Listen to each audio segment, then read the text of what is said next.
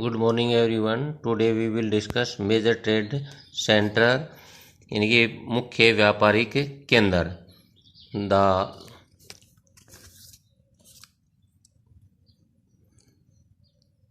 the list of the major trade center of older item in the following। क्या करा बेटा, यहाँ करा कि प्राचीन भारत के मुख्य व्यापारिक केंद्रों की सूची जो है cotton cloth Ahmedabad, Lucknow and Madurai, woollen cloth Kashmir, metal goods Banaras, Poona and Visakhapatnam, करा की आर्म्स जो है पंजाब और सिंध जो है, और शिप बिल्डिंग जो है ये कोलकाता। क्या कह रहा है बेटा कि यहाँ जो है हम जो है प्राचीन भारत के मुख्य व्यापारिक केंद्रों की सूची के बारे में डिस्कस कर रहे हैं, जिसमें सूती वस्त्र जो है वो कहाँ बनाए जाते हैं, अहमदाबाद और लखनऊ और मदुरई में।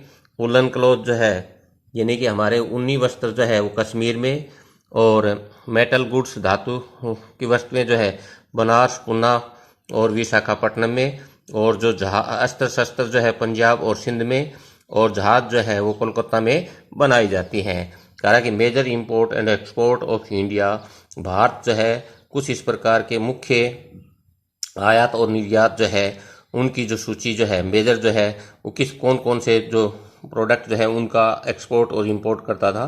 The major item of import and export of India were the following, यानी कि भारत में जो मुख्य जो आयात और निर्यात होता था उन वो वस्तुओं का जो आइटम जो है जो इस प्रकार के हम नीचे दिखा रहे हैं। इंपोर्ट करा की पेल्स, वूल, करा की dates, dry fruits, coffee, honey, pepper, tea, silk, metal etcetera. इसमें मेनली क्या बता रहा है बेटा कि कह रहा है कि मोती कौन कौन से थे, मोती, ऊन, ठीक है, और कह रहा है कि खजूर, सूखा मेवा, और कह रहा है कि कॉफ़ी, शहद, कागज़ और चाय, सिल्क मेटल, जो इस प्रकार की जो धातुएं आदि का जो है वो इंपोर्ट करता था। एक्सपोर्ट में रा सिल्क, कच्चा सिल्क, कॉटन, करा की leather, Indigo nil,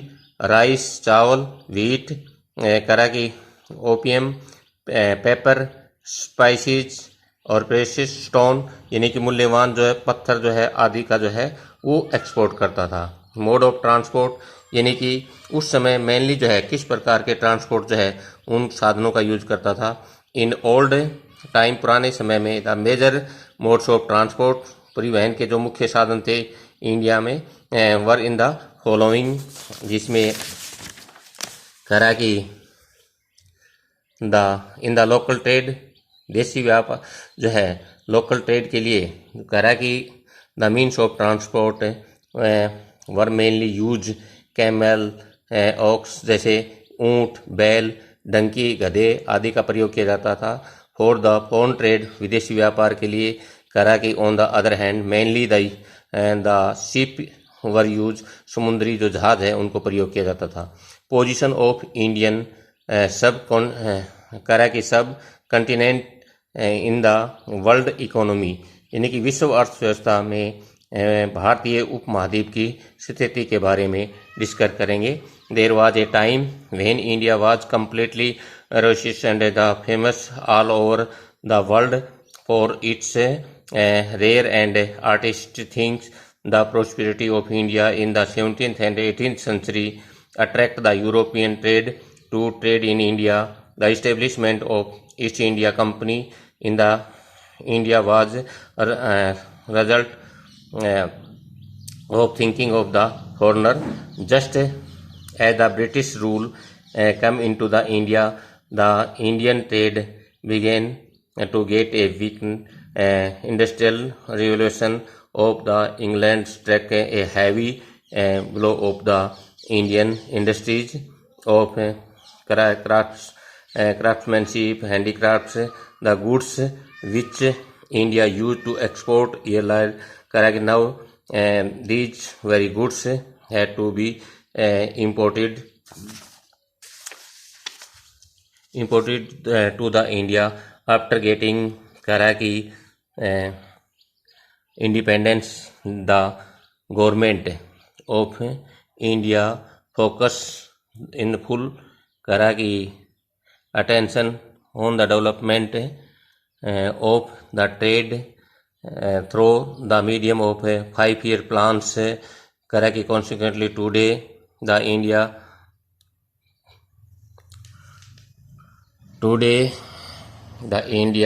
trade at the climax, the foreign trade of India is also continuously करा कि फ्लोरिश, क्या करा बेटा इसमें मेनली ये कह रहा है कि एक समय था जबकि कह रहा है कि भारत अपने व्यापार के कारण पूर्णतः